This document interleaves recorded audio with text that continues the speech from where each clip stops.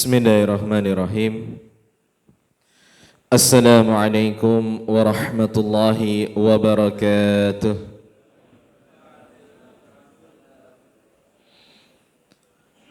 Innal hamdalillahi nahmaduhu wa nasta'inuhu wa nastaghfiruh wa na'udzu billahi min shururi anfusina wa min sayyiati a'malina. May yahdihillahu fala mudilla lahu wa may yudlilhu fala hadiya lahu. Asyhadu an la ilaha illallah wa asyhadu anna Muhammadan abduhu wa rasuluh la nabiyya wa la rasula ba'dah. Qala Allah ta'ala fi kitabihil karim, a'udzu billahi minasyaitonir rajim. Ya ayyuhalladzina amanu taqullaha haqqa tuqatih wa la tamutunna illa wa antum muslimun. Wa qala fi ayatin ukhra, ya ayyuhan nasu attaqu rabbakumul ladzi khalaqakum min nafsin wahidah wa khalaqa minha zawjaha wa batha minhuma rijalan katsiran wa nisaa'a wattaqullaha alladzi tasaaluna bihi wal arham innallaha kana 'alaikum raqiba. Wa qala fi ayatin ukhra, ya ayyuhalladzina amanu taqullaha wa qulu qawlan sadida yuslih lakum a'malakum wa yaghfir lakum dhunubakum wa may yuti'illaha wa rasulahu faqad faza fawzan 'azima. Amma ba'd, fa inna asdaqal hadithi kitabullah wa khairal hadi hadi Muhammadin sallallahu alaihi wasallam wa syarrul umuri muhdatsatuha wa kullu muhdatsatin bid'ah wa kullu bid'atin dhalalah wa kullu dhalalatin finnar. Jamaah salat subuh berjamaah Masjid At-Taqwa Sawahan. Sehat semua nggih Bapak Ibu nggih? Alhamdulillah. Benar sekali apa yang dikatakan tadi nggih, bahwa betapa banyak kemuliaan yang sudah kita dapatkan pagi hari ini dan insya Allah akan senantiasa kita dapatkan selama kita mendawamkan tentunya. Bapak Ibu yang dirahmati oleh Allah, sebelum masuk ke kajian saya ingin kita sedikit muhasabah sebentar. Saya kemarin baca berita ada sebuah perusahaan besar yang bosnya niku meninggal gitu. Meninggal tuh dengan cara yang kalau kita renungkan itu bisa menjadi sebuah pelajaran. Jadi orang tersebut melakukan kegiatan gowes pagi. Gowes niku napa? Nyepeda nggih. Niku kegiatan yang umum nggih dilakukan oleh orang Indonesia semenjak corona dulu itu kan gowes jadi booming.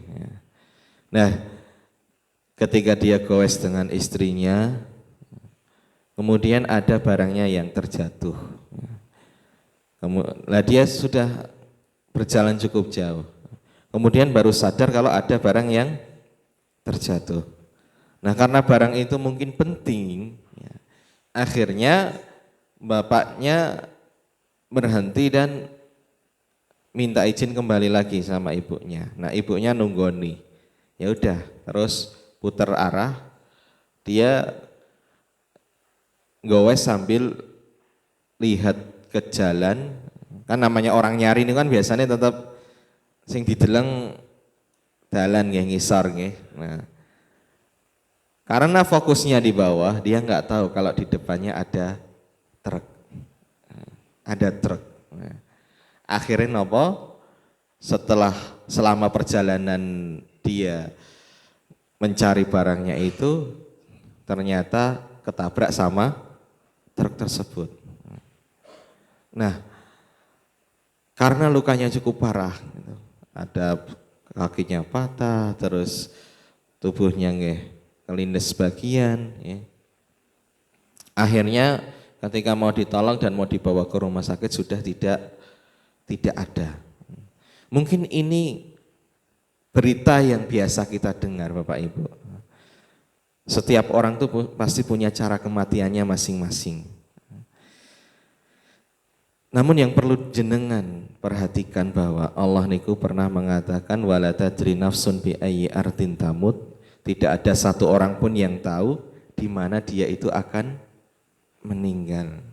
Di sejengkal bumi yang mana dia itu akan meninggal.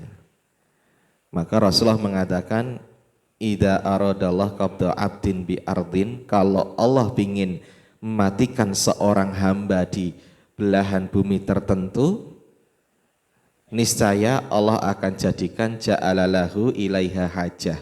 Jadikan orang itu punya urusan untuk mendatangi tempat kematiannya.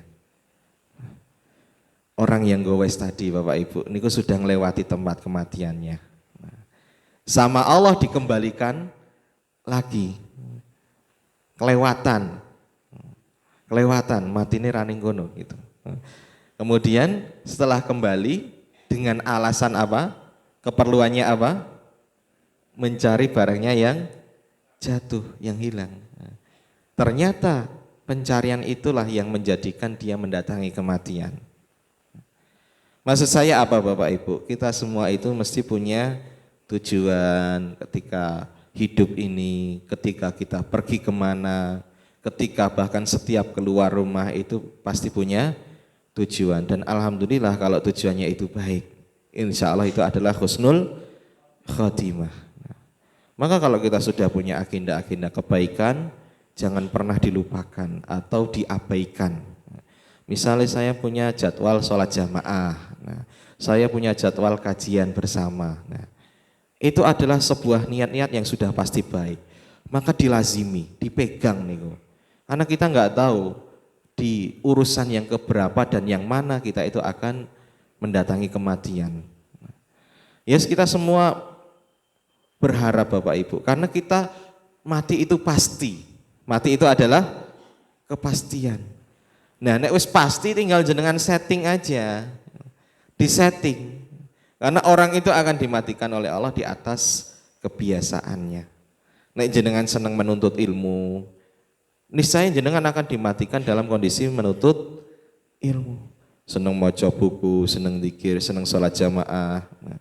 Nek senengnya nge-game, nekani internet, nge-game gitu ya. Ya itu ya nanti ada kemungkinan besar dia akan dimatikan dalam kondisi seperti itu. Orang yang selama hidupnya banyak di jalan, ya mungkin karena dia ojek online dan sebagainya. Kemungkinan meninggal di jalan itu jauh lebih besar. Maka nek kerja pun diniatkan karena Allah. Keluar rumah bismillahirrahmanirrahim. Ya udah nek situ insya Allah. Kalau sudah keluar rumah karena Allah, niscaya itu adalah sesuatu yang baik. Nah, itu tadi adalah renungan bersama Bapak Ibu. Jadi kalau misal sudah, nek Ahad pagi itu ada kajian, atau misal, itu mungkin maghrib ini ya, selain Ahad pagi ada kajian maghrib ya. Nah, ini pun jadwal-jadwal ini diteteki, jangan sampai terlepas. Ya berharap kita itu dimatikan dalam kondisi yang baik, husnul khatimah. Insya Allah kita akan melanjutkan kajian kita di tafsir surat Al-Ahzab ayat ke-36. Tafsir Al-Ahzab ayat 36 yang bunyinya a'udzubillahi minasyaitonirrajim wa ma kana lil mu'mini wa la mu'minatin idza qadallahu wa rasuluhu amran an yakuna lahu al-khiyarah ayyakuna lahumul khiyarah min amrihim. Tidaklah layak bagi seorang yang beriman, baik laki-laki maupun perempuan, kalau Allah itu sudah menentukan dan juga Rasulnya menentukan sesuatu, maka dia memilih pilihan yang lain. Ini nggak layak. Maksudnya Allah dan Rasulnya merintah ini, tapi dia melakukan itu. Nah itu nggak boleh, nggak pantas. Kenapa? Wa may ya'sillaha wa rasulahu faqad dhalla dhalalam mubina. Barang siapa yang tidak taat kepada Allah dan Rasulnya, dia itu sudah tersesat dalam kesesatan yang nyata. Ayat ini Bapak Ibu, enten sabab nuzulnya. Sabab nuzulnya itu sebuah rangkaian peristiwa yang melibatkan Allah, Rasulullah, kemudian Zaid bin Harithah dan Zainab binti Jahsy. 4 orang nih tokohnya. Apa yang terjadi Bapak Ibu? Jadi sebelum kita membahas sebab nuzulnya, jenengan harus kenal sama 4 orang ini. Kok 4 orang? Yang satu Allah pasti ya jenengan kenal nggih. Rasulullah juga jenengan kenal. Nah, 2 orang. Ada Zaid bin Harithah sama ada Zainab binti Jahsy. Nek Zainab binti Jahsy niku nek sekarang kita taunya beliau adalah Ummul Mukminin. Salah satu istrinya Rasulullah. Cuman sebelum menjadi istrinya Rasulullah niku enten perjalanan kisahnya. Nah, Zaid, sebelum masuk ke Zainab kita ke Zaid terlebih dulu. Zaid bin Harithah itu adalah anak angkat Rasulullah. Bagaimana kok beliau bisa masuk ke dalam keluarga Rasulullah? Ini semua karena nikmat Allah.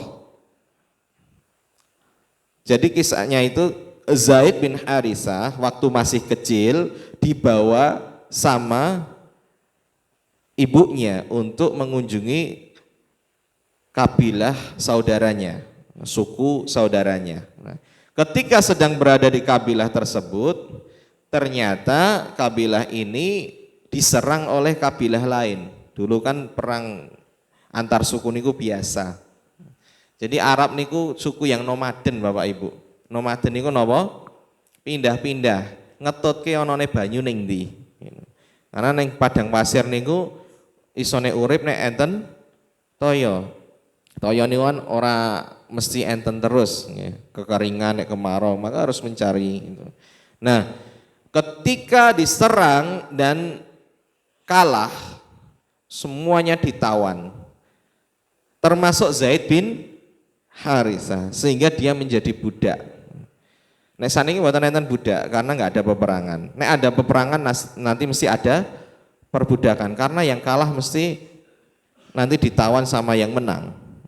Nah, maka ketika Zaid itu sudah menjadi tawanan, menjadi budak, dibawa ke pasar, dijual.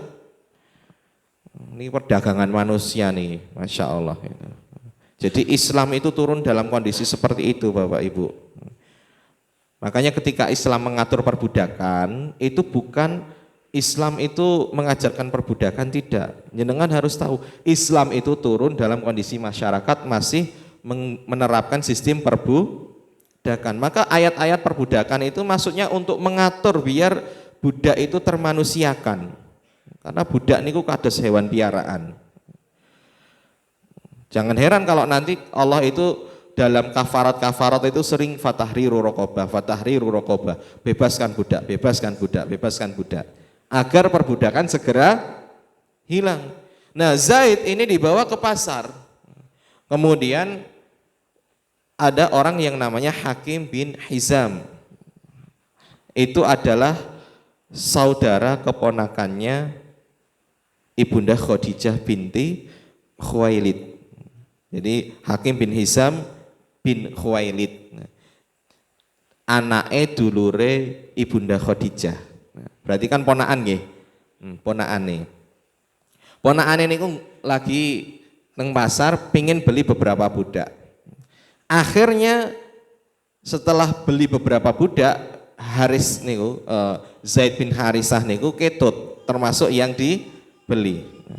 Dibawa ke rumah, ketika sampai ketemu sama Ibunda Khadijah, terus ditawani, Khadijah niku ditawani, wahai bibiku, ini saya punya budak banyak, silahkan jenengan ambil salah satu.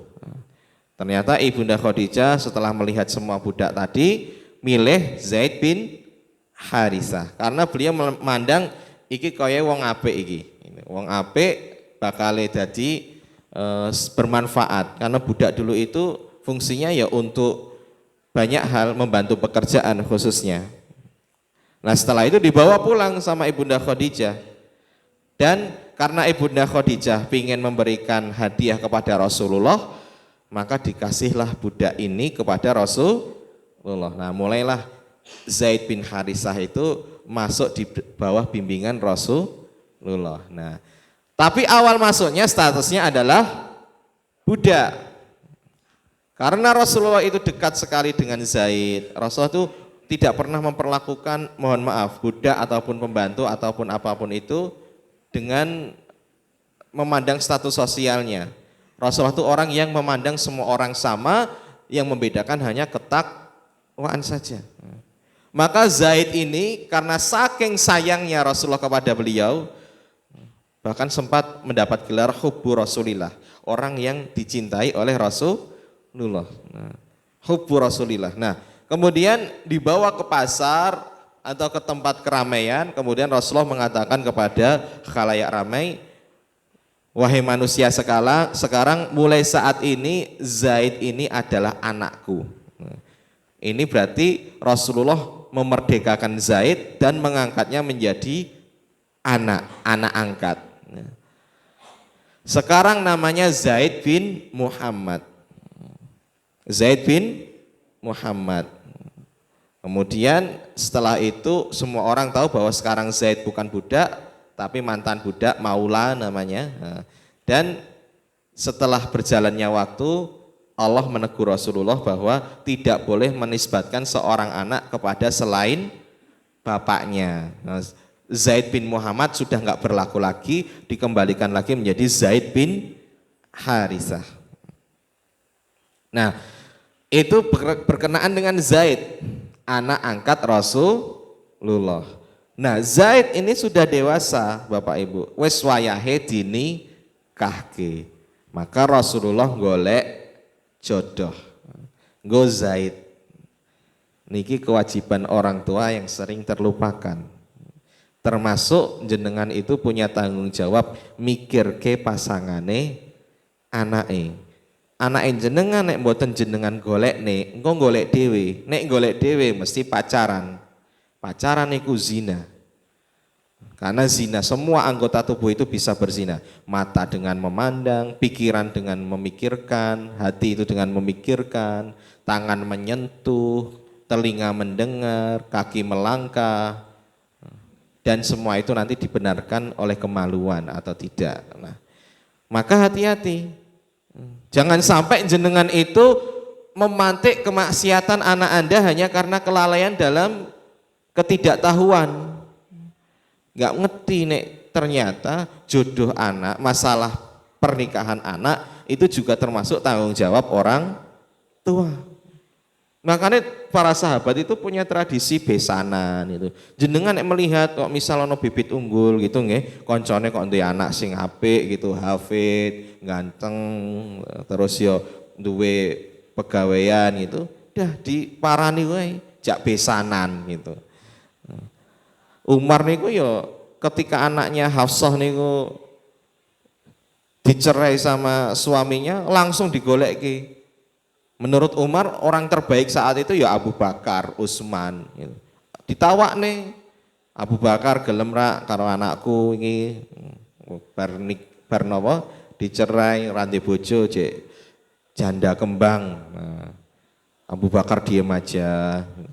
Kemudian Utsman ditawarke, wah saya baru meninggal istri saya tak mikir sih.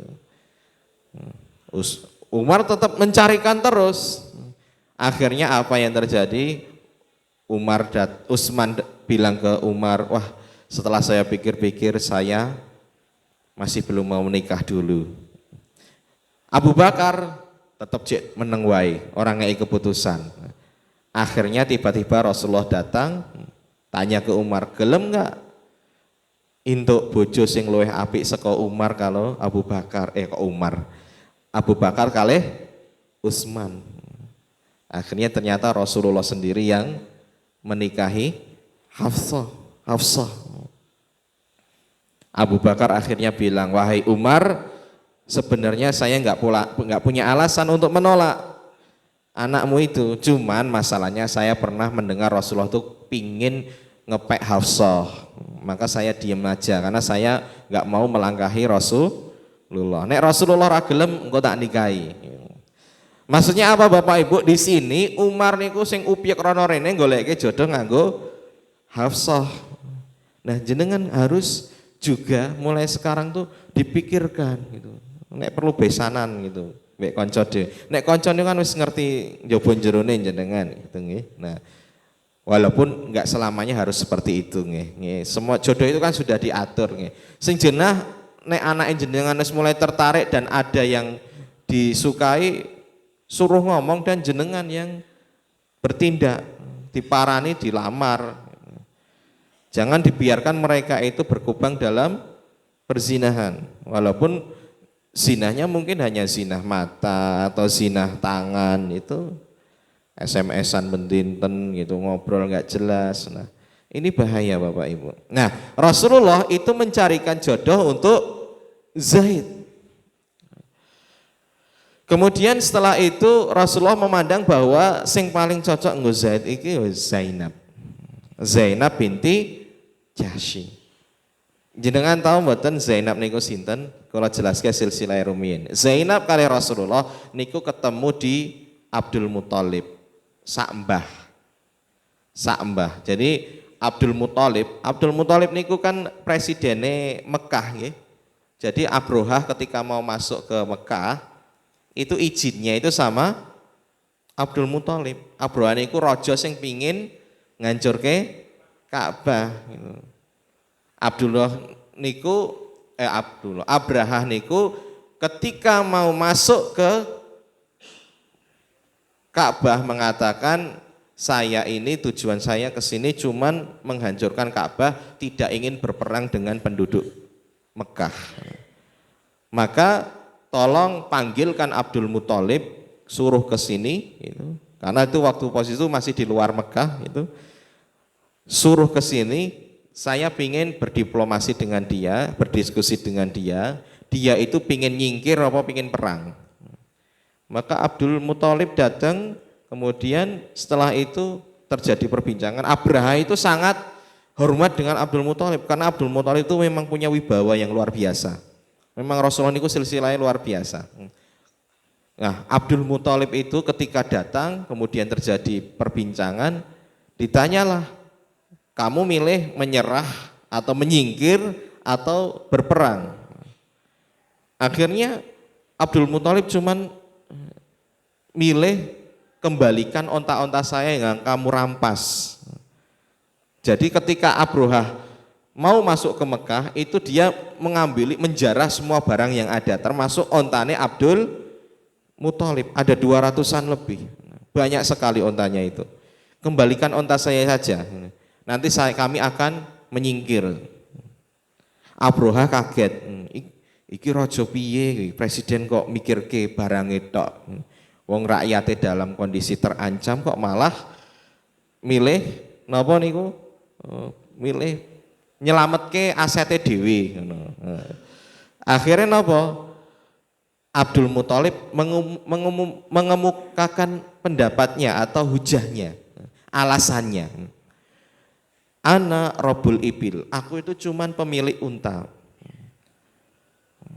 Wal Ka'bah, dan Ka'bah itu lahu Rabbun sayahmihi. Adapun Ka'bah, dia itu punya pemiliknya sendiri, yang dia itu akan melindunginya sendiri. Maksudnya apa Bapak Ibu? Karena memang Abdul Muthalib melihat saat ini Mekah itu nggak mungkin memerangi Abrohah. Abrohah itu datang dengan pasukan yang luar biasa. Akhirnya penduduk Mekah disuruh nyingkir semua sama Abdul Muthalib. Wes kita naik ke gunung semua. Abdul Muthalib tetap memikirkan rakyatnya biar selamat. Semuanya disuruh naik, kemudian wes delok awai apa yang terjadi. Dan benar akhirnya Abrohah masuk, tapi ketika mau masuk Allah kirimkan burung ababil yang membawa batu-batu dari api neraka yang ditimbakan kepada pasukannya Abrohah. Wali Ka'bah Rabbun sayahmihi, dan ternyata memang Ka'bah itu sudah punya pemilik sendiri yang nanti akan melindunginya. Nah, niki kisah Abdul Muthalib. Abdul Muthalib ini punya anak banyak, laki-laki dan puan. Sing laki-laki salah satune jenenge Abdullah. Abdullah niku menikah kali Aminah metu Nabi Muhammad sallallahu alaihi wasallam. Abdul Muthalib juga punya anak perempuan namanya Umaymah. Umaymah nikah sama Jahsy. Nah, setelah menikah dengan Jahsy, keluarlah anak yang namanya Zainab binti Jahsy. Nah, berarti hubungan Rasulullah kalau Zainab napa? Napa Pak, Bu? Sepupu nggih. Nek teng Jawa niku sepupu. Bapak ibuke sama-sama anake Abdul Muthalib. Jadi Zainab sama Rasulullah itu masih sepupuan.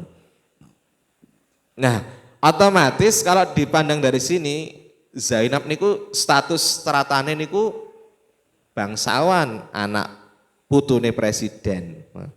Nenek saniki keluarga cendana, nggih. Keluarga cendana. Rasulullah kenapa kok pengen menikahkan Zaid dengan Zainab? Ya karena Rasulullah tahu kualitasnya Zainab itu seperti apa dan Rasulullah punya tujuan utama untuk menghapuskan kasta-kasta yang ada pada saat itu. Orang itu memandang dirinya bangsawan, niku merasa aib kalau nikah dengan mantan budak. Niku kan jelek banget Bapak Ibu. Ibaratnya keluarga cendana karo rakyat jelata. Rakyat jelata niku mboten rakyat jelata biasa. Sing stratane paling ngisor karena mantan budak. Budak niku kados hewan piaraan beneran hukume niku. Budak niku kaya ora diajeni. Nah, mantan budak niku ya rada diajeni sithik. Ning wong tetep memandangnya dia itu kalangan rendahan. Nek Zaid niku ketulung amarga anak angkatnya Rasul lho rapate ketok gitu. Tapi nek bangsa Bilal, bangsa Wahsy orang Arab itu enggak mau duduk sama Wahsy walaupun Wahsy sudah merdeka. Setelah membunuh Hamzah kan Wahsy niku dimerdekakan sama Hindun, dibayari Hindun merdeka. Nah, cuman kan tetap orang-orang Quraisy itu enggak mau duduk bersanding dengan Wahsy isin. Wong-wong Quraisy niku wong bangsawan kok duduk sama mantan budak. Ya enggak mau lah, malah dikongkon kono resiki untaku wae, kumbaha kae, engko tak kei duit gitu. Diejek tok niku. Nah, maka di sini Zainab direncanakan oleh Rasulullah pingin dijodohkan dengan Zaid agar menghapus strata-strata tadi dan hanya menilai seseorang dari keislamannya saja, dari ketakwaannya saja. Akhirnya Rasulullah mengetuk pintu Zainab, datang dan disambut kemudian langsung, wahai Zainab, saya di sini pingin ngelamar kamu, tapi untuk anakku, yaitu Zaid bin Harithah. Zainab kaget, gitu. Loh, untuk Rasulullah masalah lah, untuk Zainab, Zaid gitu nggih. Akhirnya Zainab gak mau, ya Rasulullah saya gak mau nikah sama Zaid. Dan itu alasan yang wajar, logis. Dia gak mau itu karena dia orang bangsawan, termasuk orang yang paling cantik di masanya. Ibunda Aisyah itu mengatakan dulu, kan Ibunda Aisyah itu satu-satunya istri yang paling muda dan yang perawan dan terkenal kecantikannya. Aisyah itu mengatakan sainganku dalam kecantikan itu ya si Zainab itu. Sing iso nyaingi cantiknya Ibunda Aisyah niku sinten? Zainab. Zainab ada dua nggih, Zainab binti Jahsy sama binti Khuzaimah. Nek sing diceritakan iki binti Jahsy. Karena memang keluargane Rasulullah niku fisiknya bagus-bagus daten Bapak Ibu. Rasulullah niku nggih termasuk wong sing paling ganteng gitu. Nah, maka Zainab sama Rasulullah debat, berdiskusi. Yo kowe iki kudu nikahi si Zaid. Karena Rasulullah punya misi. Rasulullah niku nek masalah nikah niku mesti enten misi-misinya. Rasulullah itu menikahi istri-istrinya juga punya misi. Nah, kemudian ketika proses perdebatan ini Allah langsung turunkan ayat ini. Enggak pantas seorang yang beriman laki-laki dan perempuan nek Rasulullah Allah dan Rasulnya sudah menentukan nek dalam kasus ini nikahono Zaid wahai Zainab. Tapi kamu milih pilihan yang lain, yaitu tidak mau. Barang siapa yang bermaksiat kepada Allah dan Rasulnya, dia sudah tersesat dalam kesesatan yang nyata. Zainab walaupun beliau itu orang yang punya strata tinggi, tapi imannya juga bagus, imannya itu kuat. Sehingga ketundukannya kepada Allah dan Rasulnya juga tinggi, kuat. Akhirnya ketika mendengar ayat ini, beliau mereda dan mengatakan, wahai Rasulullah, apakah saya memang harus menikahi si Zaid? Ya tentu. Apakah jenengan itu ridho, senang nek saya nikahi Zaid? Ya tentu saja, senang sekali gitu. Maka akhirnya Zainab mengatakan, kalau begitu saya menyatakan diri saya siap menikahi Zaid. Yang tadinya awalnya menolak keras, bahkan sampai mengatakan, ya Rasulullah, apakah engkau itu mengatur saya? Uwamiru nafsi, apakah engkau itu pingin ngatur-ngatur hidup saya wahai Rasulullah? Masalah nikah niku kan wanita itu boleh milih bapak ibu aslinya, boleh nompo nopo nolak. Nek wong lanang itu menang milih, nek wong wedok menang nolak gitu. Meh nompo nopo nolak boleh, punya hak. Nek menang wae tandone gelem. Nah setelah itu Zainab dengan legowo menerima perintahnya Rasulullah. Nah, dari satu ayat ini Bapak Ibu dan satu cuplikan kisah ini masih belum selesai kisahnya nih. Tapi kita mau ambil faedahnya dulu. Yang pertama adalah inti dari ayat ini, kalau Allah sudah menetapkan sebuah aturan syariat, maka enggak boleh kita milih syariat yang lain, mencari hukum yang lain. Nek hukum yang baru itu tidak bertentangan, enggak masalah. Atau belum ada aturannya, kita nyiptakan aturan, kemudian itu juga tidak bertentangan, maka tidak masalah. Misalnya di sini di masjid itu enggak boleh buang sampah sembarangan itu.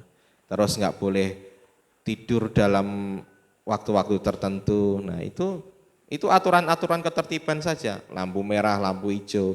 Yang itu memang syariat nggak ngatur dan boleh-boleh saja karena demi keselamatan bersama.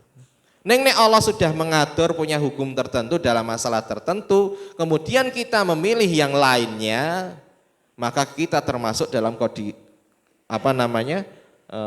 termasuk dalam kategori wa may silah, barang siapa yang tidak mau nurut sama Allah dan Rasulnya, bermaksiat. Maka ini cukup berat Bapak Ibu memang. Apalagi kita hidup di tengah lingkungan yang banyak aturan-aturannya itu mungkin menyelisihi syariat. Ya, tugas kita untuk mulai menyesuaikan kehidupan dengan apa yang diperintahkan oleh Allah dan Rasulnya. Apapun alasannya, ketaatan kepada Allah dan Rasulnya itu tetap nomor satu. Tidak ada ketaatan dalam kemaksiatan. Niki termasuk dalam kehidupan apapun Bapak Ibu. Seorang istri misal, istri niku harus tunduk dan taat kepada suami. Ning ketaatan itu terikat dengan ketaatan Allah dan Rasulnya. Nek suami memerintahkan sesuatu yang menyelisihi syariat, maka tidak ada ketaatan alias jenengan boleh tidak menurutinya.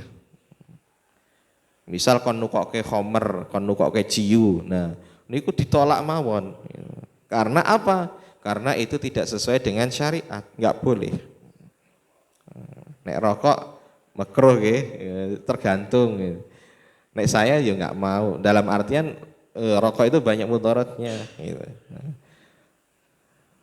Dan selanjutnya yang kedua, setinggi apapun pangkat kita, kedudukan kita, kalau sudah di hadapan hukum syar'i, maka wajib dikalahkan egoismenya.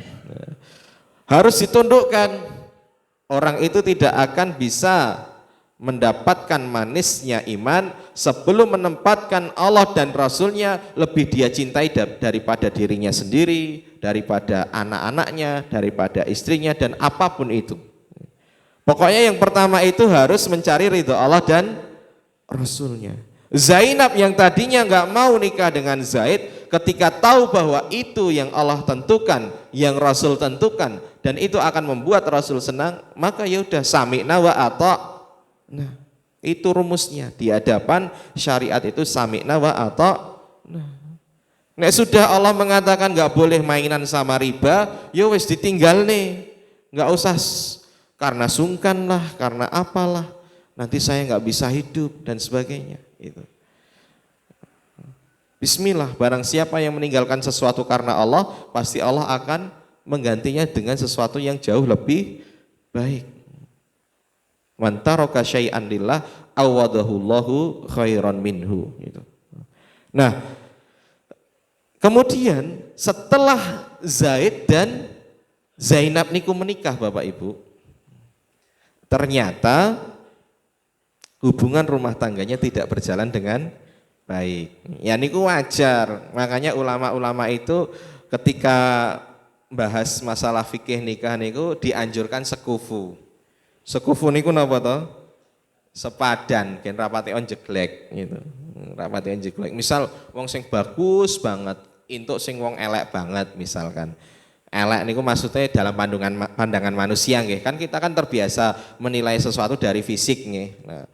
Nah niku kedah dipikirke jenengan niku nek duwe anak misalnya kok apa misale niku ketemu karo wong sing sugehe blegedu banget gitu. Dipikirke wong kuwi iki iso urip susah apa ora gitu. Iso urip saanane napa mboten. Karena nanti takutnya tidak sekufu.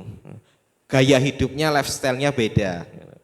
Iki nek ra napa niku masalah misal koyok gosokan pasta gigi lah gitu. Pasta gigi kan enten sing larang banget gitu, enten sing murah gitu nggih. Iki biasa nganggo sing larang banget.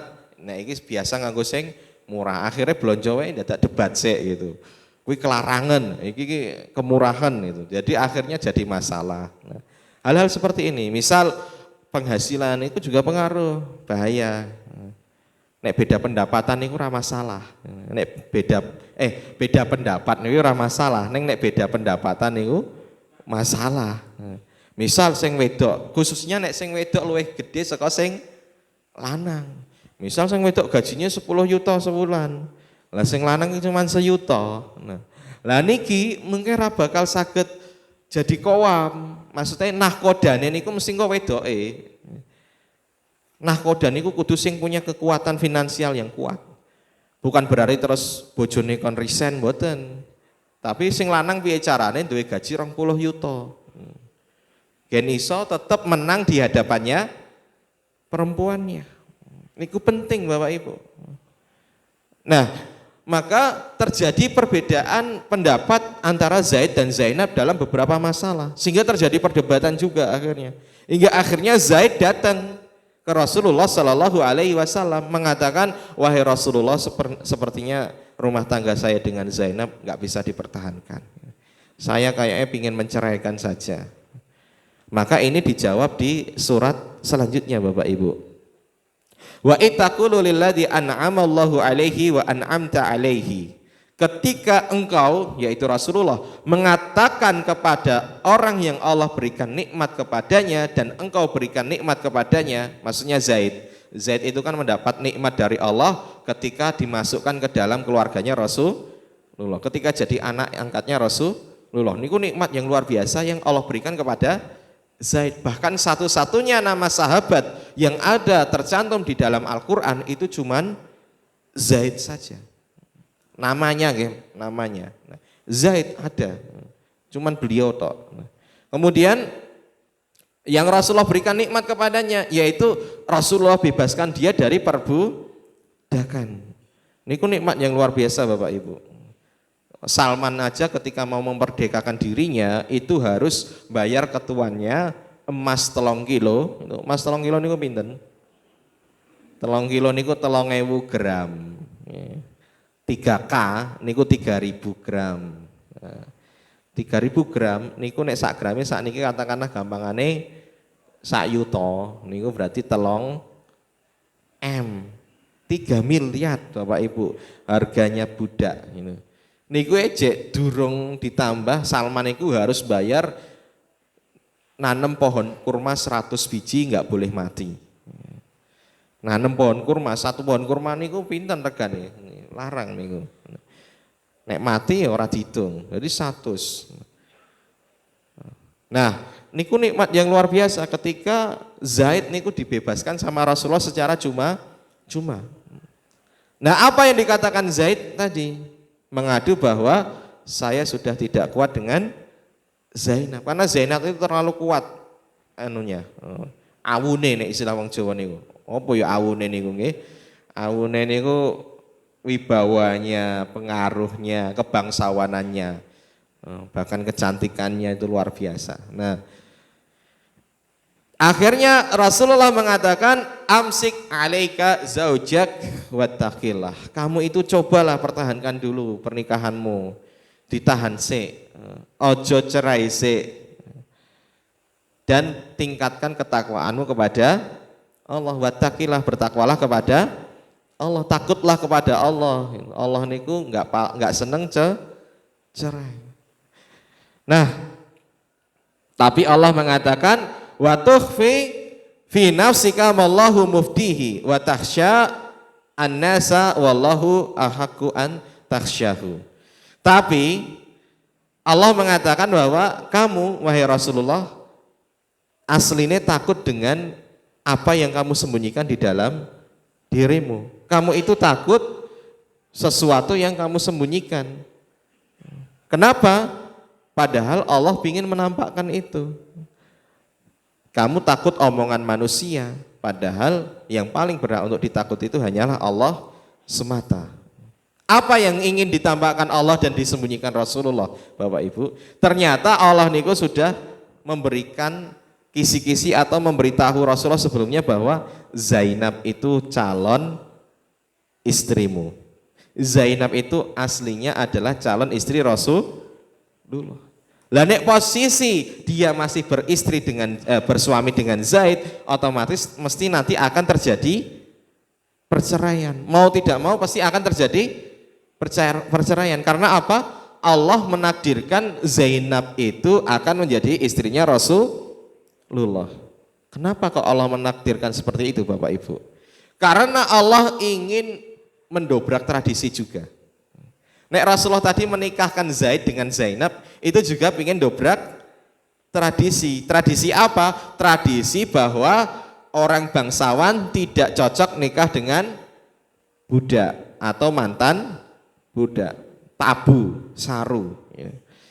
Nah, Allah punya tujuan menjodohkan Rasulullah dengan Zainab. Apa itu? Allah ingin mendobrak tradisi bahwa mantan istri dari anak angkat itu boleh dinikahi oleh bapak angkatnya. Nek dulu niku wong jahiliyah niku memandang nek anak angkat duwe bojo terus dicerai kok dinikahi karo bapake niku saru, aib, tabu. Mosok bapak nikahi anake. Lah nek anak kandung nggih memang, tapi kan ini anak angkat. Allah pingin membedakan status antara anak kandung dengan anak angkat. Makanya Bapak Ibu nek jenengan ngadopsi anak niku hati-hati. Anak angkat selamanya tidak akan bisa menjadi anak kandung. Kenapa? Kalau dia sudah dewasa, maka ibu-ibu niku wajib pakai jilbab di hadapannya. Kalau dia anaknya laki-laki, nggih. Jadi dia itu bukan mahramin jenengan, maka harus pakai jilbab. Walaupun mungkin dia sudah rasanya koyo anak kandung. Kebalikannya, kalau wedok anak angkatnya niku wedok, terus wis dewasa, wis ketok ayune, nggih. Niku kedah ngagem jilbab nek ketemu kalih bapak angkate. Karena tidak ada hubungannya. Dan status anak angkat dan anak kandung ini harus jelas. Anak harus diberitahu. Karena beda, jangan ditutup-tutupi malah. Karena nanti takut menyinggung hatinya. Enggak seperti itu Bapak Ibu. Islam itu tidak menentukan sesuatu dengan perasaan. Harus dikasih tahu kalau dia itu anak angkat. Karena nanti dia tidak bisa mendapatkan warisan. Terus dia juga tidak mewarisi. Jenengan enggak dapat warisan dari dia. Terus jenengan enggak bisa menikahkannya. Karena dia hanya anak angkat. Dia menikahkan ya walinya, bapaknya. Nek bapaknya enggak ono, ya nanti hukumah niku pemerintah, KUA, wali, naib niku saya nikahke. Mboten jenengan walaupun statusnya bapak ning bapak angkat. Nah, Allah ingin mendobrak tradisi tersebut.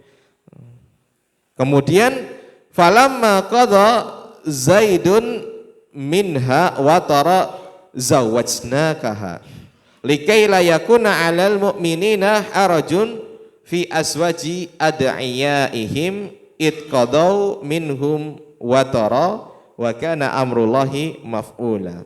Kita sampai ayat ini saja sebagai penutupnya. Jadi ketika Zaid dan si Zainab sudah menyelesaikan urusannya, masa idahnya sudah selesai.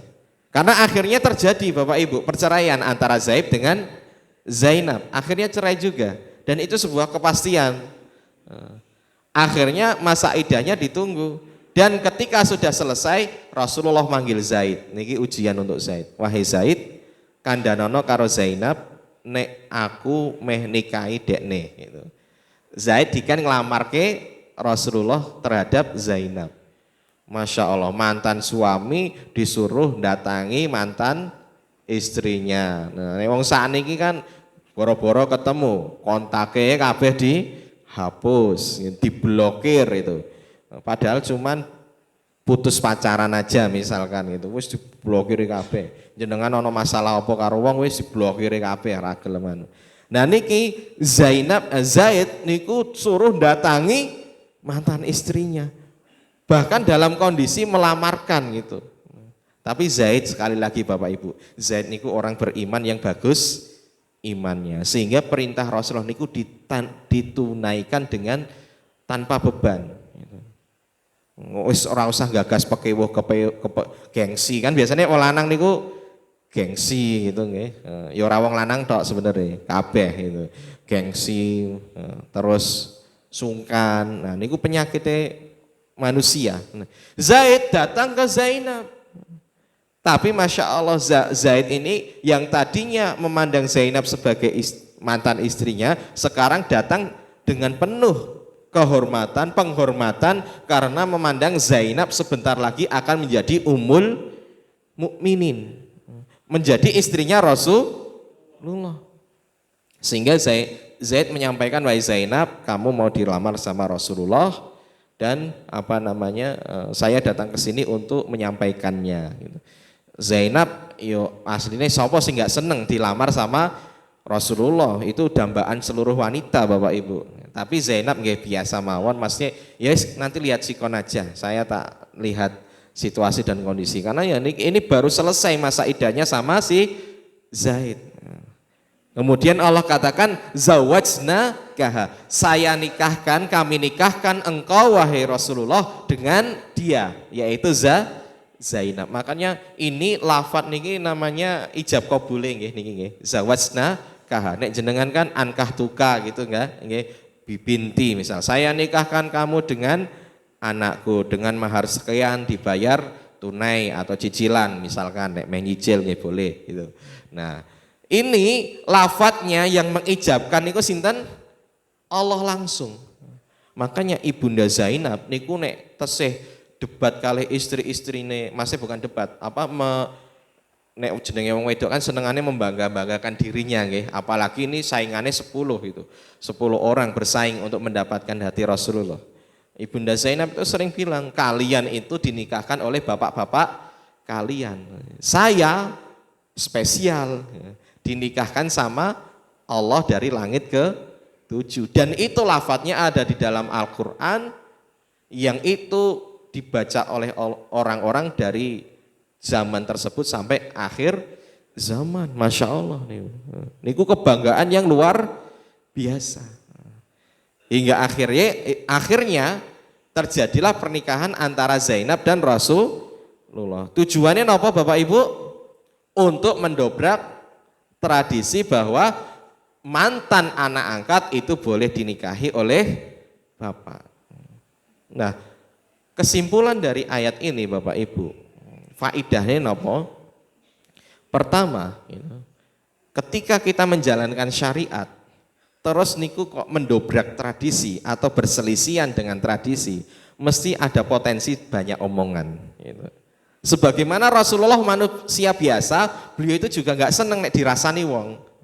Tapi ini perintah Allah harus ditunaikan. Maka jenengan ketika menjalankan perintah Allah, walaupun konsekuensinya dirasani wong sak kampung, nggak masalah.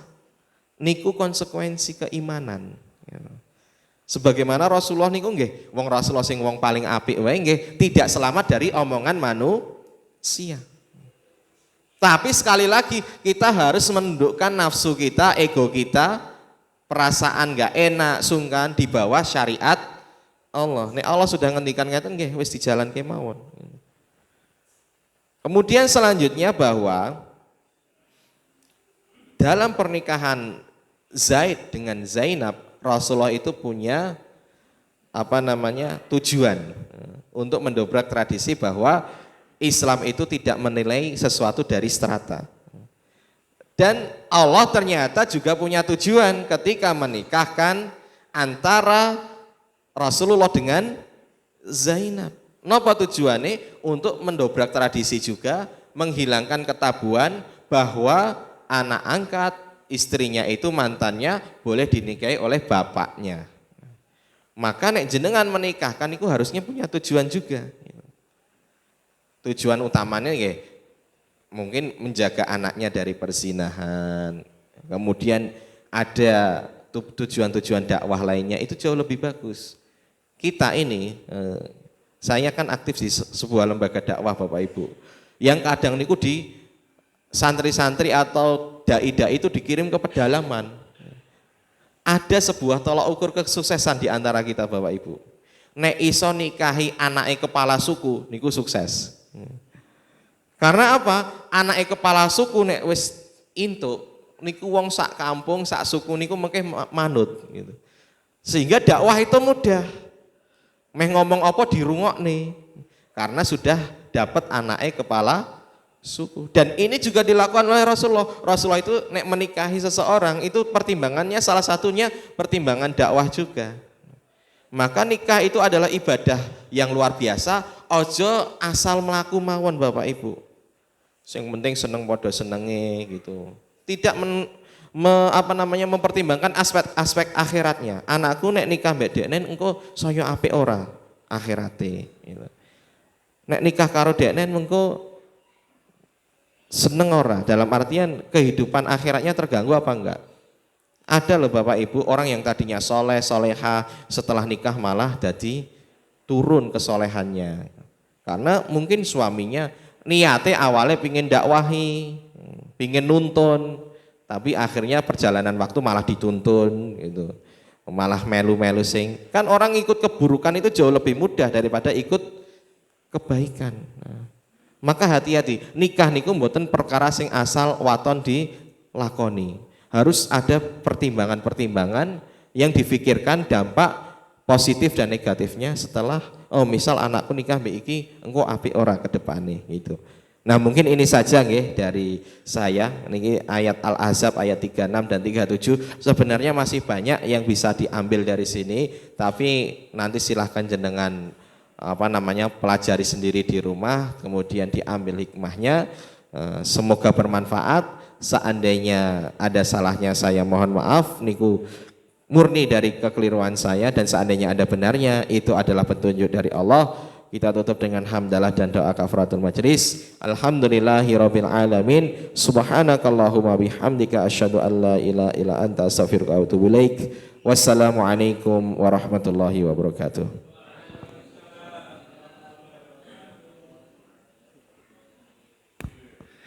Syukron Ustadz, jazakallah khair. Luar biasa, sepanjang kita menjalankan ketaatan kepada Allah Subhanahu wa taala, manusia kok membicarakan ora umum dan sebagainya kita lakukan. Ini untuk kajian pada pagi ini, semoga bermanfaat pada kita semuanya. Makaten untuk berikutnya monggo kita melakukan sholat isyraq dan nanti dilanjutkan dengan sarapan bersama.